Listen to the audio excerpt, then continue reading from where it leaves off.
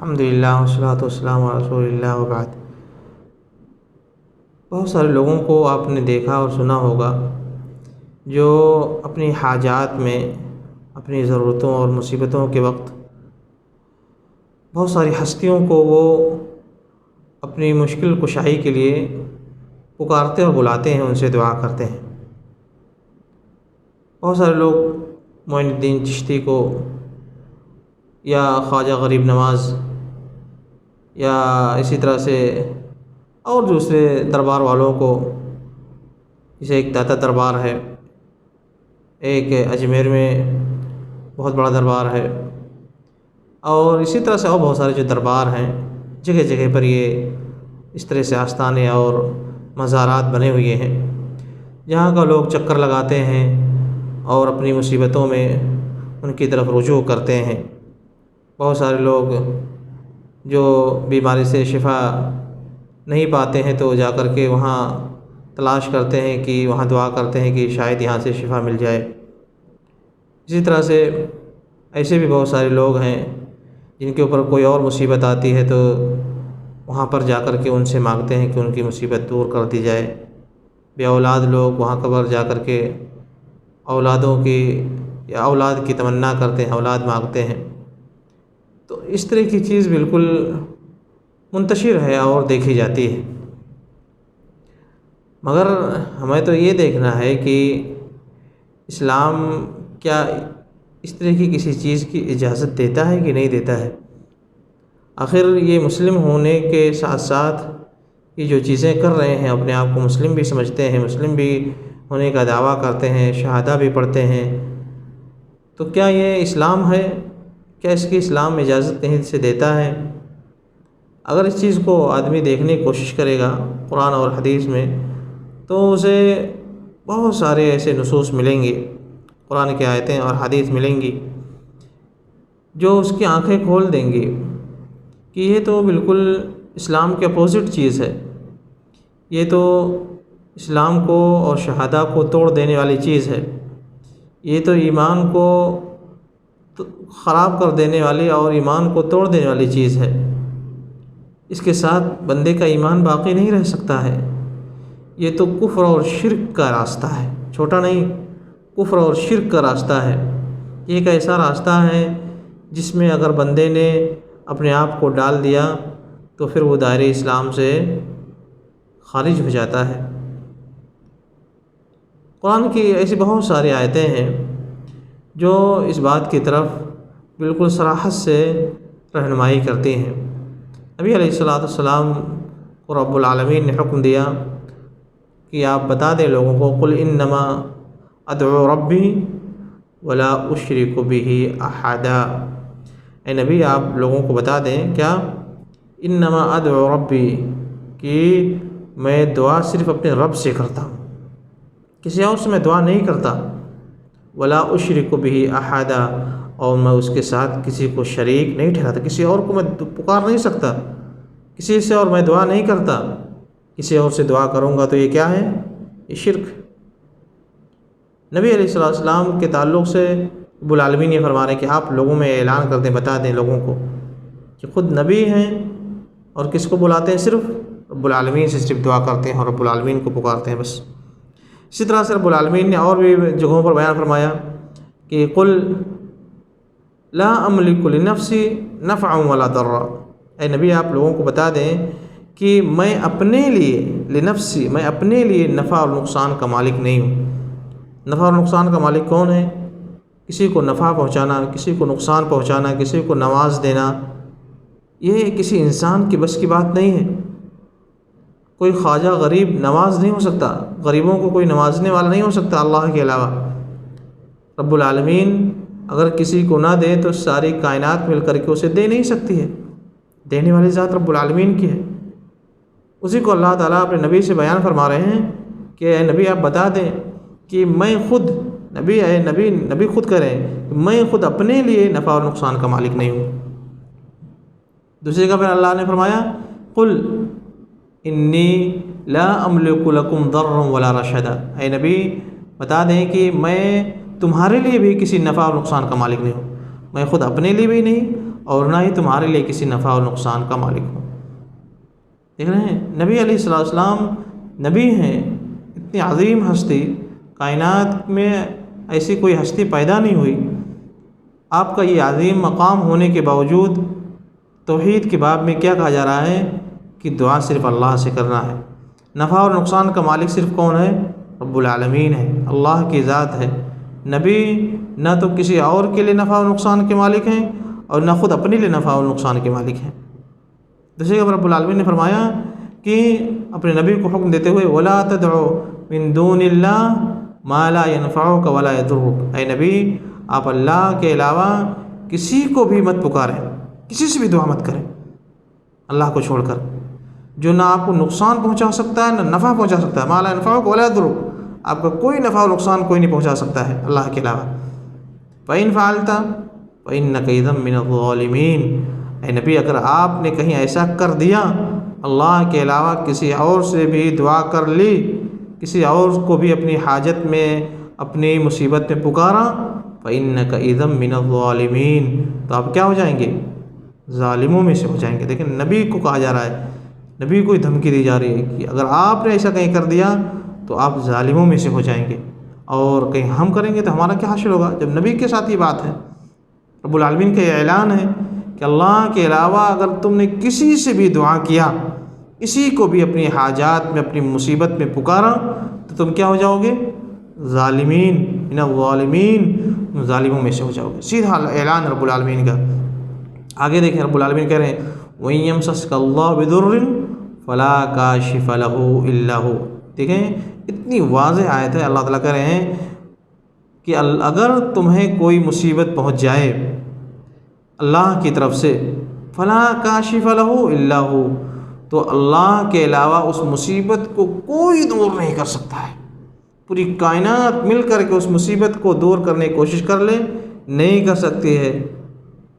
کون کر سکتا ہے؟ اللہ کی ذات صرف تنہا ہے جو مصیبتوں کو دور کر سکتی ہے۔ لہذا جب مصیبت اللہ ہی صرف دور کر سکتے ہیں تو رب العالمین ہی کیوں صرف پکارو؟ کیوں کسی دوسروں کو پکارا جاتا ہے؟ کیوں کسی دوسرے سے مدد مانگی جا رہی ہے؟ کیوں کسی دوسرے سے دعا کی جا رہی ہے جب کوئی اور اس کا مالک ہی نہیں ہے، کسی کے اس کی بس کی بات ہی نہیں ہے؟ وَإِن يُرِدْكَ بِخَيْرٍ فَلَا رَادَّ لِفَضْلِهِ، اور اگر اللہ تمہارے ساتھ کسی بھلائی کا ارادہ فرما لے تو اس کے فضل کو، اس کی بھلائی کو کوئی روک نہیں سکتا ہے۔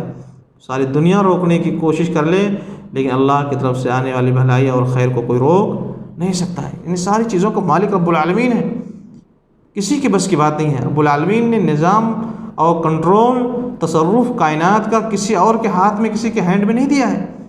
جیسا کہ بہت سارے لوگ اس طرح کی فکر سوچتے ہیں کہ اللہ تعالیٰ نے فلاں کو اس طرح کا تصرف دے دیا ہے، یہ فلاں بہت پہنچے ہوئے ولی ہیں، اولیاء ہیں اور بزرگان ہیں، رب العالمین نے ان کو کنٹرول دے دیا ہے، یہ جو چاہے جس کو چاہے دے دیں۔ یہ سب جھوٹ ہے، یہ سب قرآن کے خلاف ہے۔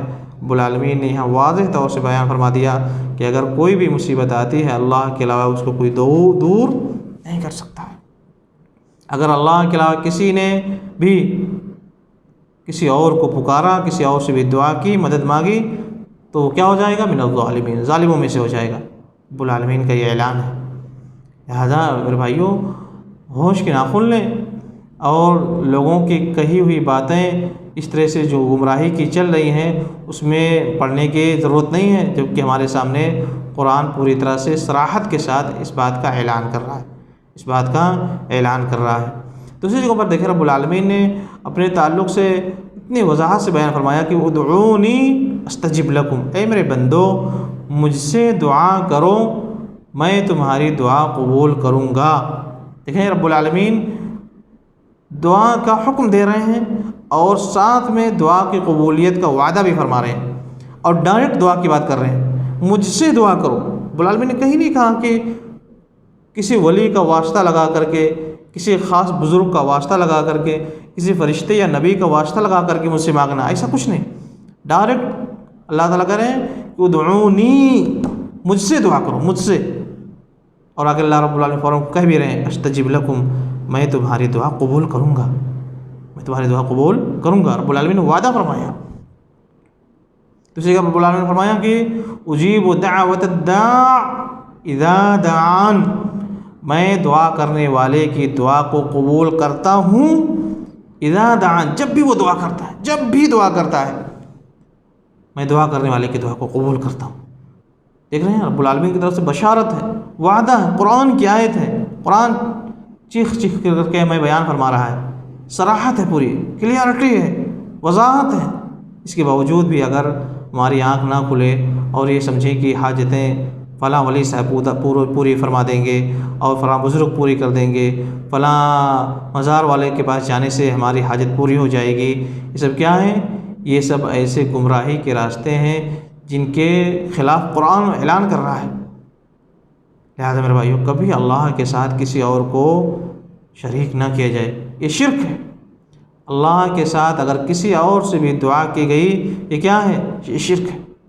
بلکہ رب العالمین نے تو یہاں تک بیان فرما دیا کہ والذین تدعون من دون اللہ والذین تدعون من دونہ ما یملکون من قطمیر، لوگوں جن کو تم اللہ کو چھوڑ کر کے جن سے تم دعائیں کر رہے ہو، جن کو پکار رہے ہو، یہ تو ایک قطمیر کے بھی مالک نہیں ہیں۔ قطمیر کہتے ہیں کہ کھجور کے اندر جو گٹھلی ہوتی ہے، گٹھلی کے اوپر ایک ہلکا سا چھلکا ہوتا ہے۔ دیکھیں کتنی حقیر، کھجور کی بات بھی نہیں کی اللہ نے، گٹھلی کی بات بھی نہیں کی، بلکہ کھجور کے گٹھلی کے اوپر ایک جو ہلکا سا چھلکا ہوتا ہے، رب العالمین کہتے ہیں ما یملکون من قطمیر، یہ لوگ اس چھلکے کے بھی مالک نہیں ہیں، ان کو کسی کو چھلکا دینے کی بھی طاقت نہیں ہے۔ جب وہ کسی چھلکے کے بھی مالک نہیں ہیں تو وہ کسی کی حاجت کیسی پوری کر دیں گے؟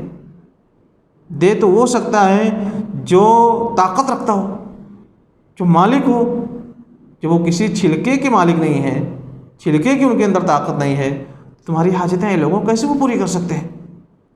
آنکھیں نہیں کھلتی ہیں لوگوں کی۔ رب العالمین نے اور فرمایا ان الذین تدعون من دون اللہ عباد امثالکم، ہے لوگوں اللہ کو چھوڑ کر کے جن کو تم پکارتے ہو، جن سے تم دعائیں کرتے ہو، عباد امثالکم، تم جیسے وہ انسان ہیں، تم جیسے وہ بندے ہیں، وہ بھی اللہ کے غلام ہیں، تم ہی جیسے، تم کیوں ان کو پکارتے ہو؟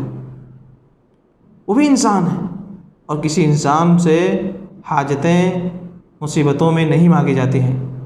یہ سب رب العالمین ہی ہے کہ مصیبت کسی کی دور کر سکتا ہے، رب العالمین ہی ہے کہ کسی کو شفا دے سکتے ہیں، رب العالمین ہی ہے کسی کو روزی دے سکتے ہیں، روزی میں برکت دے سکتے ہیں، بے اولاد کو اولاد دے سکتے ہیں۔ یہ سب کسی کے اور کی بس کی بات نہیں ہے۔ نہ رب العالمین نے ان سب چیزوں کا کنٹرول کسی اور کو دیا ہے کہ تم اپنے من سے جو چاہو کرتے رہو، اس طرح کی کوئی بات نہیں ہے۔ قرآن اس کے بالکل خلاف ہے، اس کو شرک قرار دیا گیا ہے۔ رب العالمین نے ایک جگہ فرمایا کہ وَمَنْ أَضَلُّ مِمَّنْ يَدْعُو مِن دُونِ اللَّهِ مَنْ لَا يَسْتَجِيبُ لَهُ إِلَى يَوْمِ الْقِيَامَةِ، اس شخص سے بڑھ کر کے گمراہ کون ہو سکتا ہے جو اللہ کو چھوڑ کر کے کسی اور کو پکارتا ہے، جو اس کی پکار قیامت تک نہیں سن سکتے ہیں۔ یہ کائنات کا سب سے گمراہ انسان، اس سے بڑھ کر کے کوئی گمراہ نہیں ہوتا، قرآن کہہ رہا ہے اس سے بڑھ کر کے کوئی گمراہ کائنات میں دنیا میں نہیں پایا جاتا ہے۔ کس شخص سے؟ جو اللہ کو چھوڑ کر کے کسی اور سے دعا کرتا ہے، ایسے سے دعا کر رہا ہے کہ اس کو تم چلاتے رہو، دعا کرتے رہو، قیامت تک وہ تمہاری دعا قبول نہیں کر سکتے ہیں۔ یہ حال ہے، ایسی صراحت، ایسی وضاحت، اس کے باوجود اگر کسی کی آنکھ نہ کھلے تو یہ اور کیا کہا جا سکتا ہے کہ گمراہی کے وہ کس درجے میں پہنچ گیا ہے کہ قرآن کا اسے اعلان اور قرآن کی وضاحت اسے سمجھ میں نہیں آ رہی ہے، وہ سمجھنے کی کوشش نہیں کر رہا ہے۔ لہٰذا میرے بھائیوں، یہ جو مسلمانوں میں ایک طبقے کے اندر اس طرح کی خرابی پائی جاتی ہے، انہیں چاہیے کہ ہوش کے ناخن لیں اور سمجھنے کی کوشش کریں۔ ہمارے اور آپ کے درمیان کوئی اور چیز حجت نہیں ہے، قرآن ہے، آپ قرآن کو دیکھ لیں۔ ہماری بات غلط ہو سکتی ہے، تمہاری بات غلط ہو سکتی ہے، کسی اور کی بات غلط ہو سکتی ہے، قرآن کا اعلان تو دیکھ لیں، قرآن کیا کہہ رہا ہے، وہ غلط نہیں ہو سکتا ہے۔ کس طرح سے رب العالمین نے اس میں وضاحت فرما دی ہے، کفر اور شرک کے معاملے کو بالکل واضح قرار دیا ہے۔ اس کے باوجود اگر کوئی یہ راستہ اپناتا ہے تو وہ کائنات کی سب سے بڑی گمراہی میں پڑا ہوا ہے، اور وہ کیا ہے؟ وہ شرک کر رہا ہے۔ شرک، اللہ کو چھوڑ کر کے جو دوسروں کو پکارتا ہے، کیا کرتا ہے؟ شرک کرتا ہے۔ اللہ نے فرمایا قل انما ادعو ربی ولا اشرک به احدا، اے نبی آپ لوگوں کو بتا دیں کہ میں دعا صرف اپنے رب سے کرتا ہوں اور اپنے رب کے علاوہ کسی اور سے دعا کر کے میں شرک نہیں کرتا۔ وَأَنَّ الْمَسَاجِدَ لِلَّهِ فَلَا تَدْعُوا مَعَ اللَّهِ أَحَدًا، اللہ نے تو یہاں تک فرما دیا کہ اے لوگوں فَلَا تَدْعُوا مَعَ اللَّهِ أَحَدًا، اللہ کے ساتھ کسی کو مت پکارو، کوئی بھی ہو، نبی ہو، ولی ہو، جس کو تم ولی کہتے ہو، وہ خواجہ ہے، وہ غریب نواز ہے، وہ KGN پتہ نہیں کیا کیا لکھے رہتے ہیں، وہ بہت اللہ کے بزرگ بنتے ہیں، کوئی کتنا بھی بزرگ ہو، نبی ہو، فرشتہ ہو، ولی ہو، کوئی بھی ہو، اللہ تعالیٰ کہہ احدا، کسی کو بھی نہیں، ولا تدعوا مع اللہ احدا، اللہ کے ساتھ کسی کو پکارنا ہی نہیں ہے، چاہے اس کا درجہ کتنا بڑا کیوں نہ ہو، کسی کو پکارنا نہیں اللہ کے ساتھ۔ بلکہ اللہ تعالیٰ تو قیامت کے دن عیسیٰ علیہ السلام سے پوچھیں گے، عیسیٰ علیہ السلام دیکھیں کتنا بڑا درجہ مقام ہے، عیسیٰ علیہ السلام اتنا بڑا مقام رکھتے ہیں، نبیوں میں العزم نبیوں میں سے آتے ہیں، اللہ نے ان کو معجزے کے ذریعے سے پیدا کیا، فرمایا بغیر باپ کے پیدا ہوئے عیسیٰ علیہ السلام، ان سے بھی قیامت کے دن اللہ تعالیٰ پوچھیں گے انت قلت للناس اتخذونی و امی الہین من دون اللہ، عیسیٰ کیا تم نے لوگوں سے کہا تھا کہ مجھے اور میری ماں کو الہ بنا لو اللہ کو چھوڑ کر کے؟ تو وہ انکار کر دے گا، اللہ میں نے یہ سب نہیں کہا تھا، ما قلت لهم الا ما امرتنی به ان اعبدوا اللہ ربی وربکم، اللہ میں نے یہ سب نہیں کہا تھا ان سے کہ تم میری عبادت کرنا، مجھے الہ بنا لینا، میں نے تو ان سے وہی کہا تھا اللہ جو تو نے حکم دیا تھا، میں نے تو ان سے یہی کہا تھا کہ اللہ کی عبادت کرو، وہی میرا بھی رب ہے تمہارا بھی رب ہے، اللہ میں نے ان سے یہ سب نہیں کہا تھا کہ تم مجھے الہ بنا لو، مجھے معبود بنا لو، مجھے گاڈ بنا لو، میں نے یہ سب نہیں کہا تھا اللہ، وہ انکار کر دیں گے۔ حالانکہ عبادت کرنے والوں نے عیسیٰ علیہ السلام کی کس کی عبادت کی؟ کسی عام انسان کی عبادت کی؟ عیسیٰ کی عبادت کی، اتنا عظیم رسول نبی، لیکن اس کے باوجود وہ کیا ٹھہرے؟ مشرک ٹھہرے، وہ لوگ کفر کرنے والے ٹھہرے، اللہ کی عبادت عیسیٰ علیہ السلام کی عبادت کر کے وہ لوگ کیا ہو گئے؟ کافر ہوئے۔